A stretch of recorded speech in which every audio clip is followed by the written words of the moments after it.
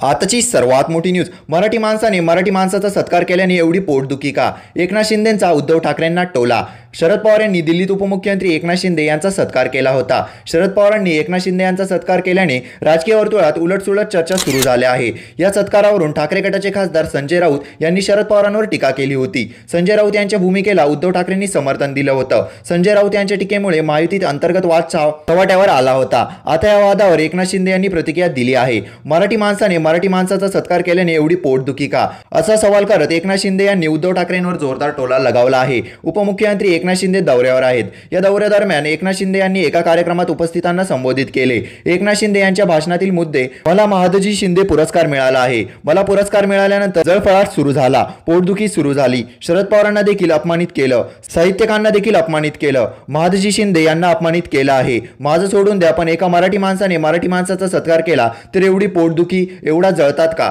तुम्हाला उठता झोपता फक्त एकनाथ शिंदेच दिसतो. मोगलांच्या घोड्याला पाणी पिताना पाण्यात देखील संताजी धनाजी दिसत होता, तसं यांना एकनाथ शिंदे दिसतो. एवढी पोटदुखी की जातच नाही, कारण तुम्ही औषध कंपाऊंडर कडून घेत आहेत म्हणून तुमची पोटदुखी जात नाही. चांगला डॉक्टर घ्या आणि तुमची पोटदुखी घालवा. बाळासाहेब ठाकरे हा आपला दवाखाना आपण चालू केला आहे. मोफतमध्ये उपचार घ्या. मी एका शेतकऱ्याचा मुलगा आहे, राज्याचा मुख्यमंत्री झालो. मी कार्यकर्ता म्हणूनच काम केलं, कार्यकर्ता म्हणूनच काम करतोय. अशाच नवनवीन व्हिडिओ बघण्यासाठी आपल्या चॅनलला लाईक आणि सबस्क्राईब करायला विसरू नका.